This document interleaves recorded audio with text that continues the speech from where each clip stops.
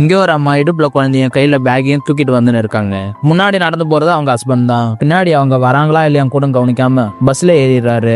கொஞ்ச தூரம் போனதுக்கு அப்புறம் தான் அவங்க ஒய்ஃப் பஸ்ல ஏறலன்றதே பாக்குறாரு. வந்து திரும்பி பயங்கரமா திட்டிட்டு வேற ஒரு பஸ்ல ஏத்தி கூட்டிட்டு போறாரு. வீட்டுக்கு போனதும் காலையில வெடிச்ச கொஞ்சம் சாப்பாடு இருக்கும். அது மொத்தத்தையும் அவங்க ஹஸ்பண்டுக்கே கொடுத்துட்றாங்க. அவர் சாப்பிட்டுட்டு போனதுக்கு அப்புறம் ஒரே ஒரு கைப்பிடி சாப்பாடு மட்டும் இருக்கு. அதை வழிச்சு வாயில போட்டுக்கிட்டு தன்னோட குழந்தைக்கு பாலை கலக்கும் போது அந்த பாட்டில தெரியாதனமா கீழே போட்டு உடைச்சிடுறாங்க.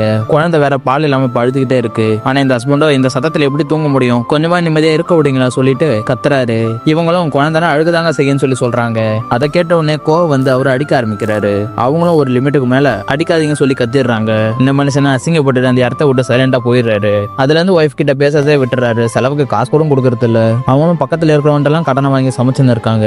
இவங்களும் அடிக்கிறது இருந்தா எவ்வளவு வேணா அடிச்சுக்கோங்க, ஆனா தயவு செஞ்சு பேசுங்க, உங்களை விட்டா எனக்கு யாருங்க இருக்குன்னு சொல்லி கேட்கறாங்க.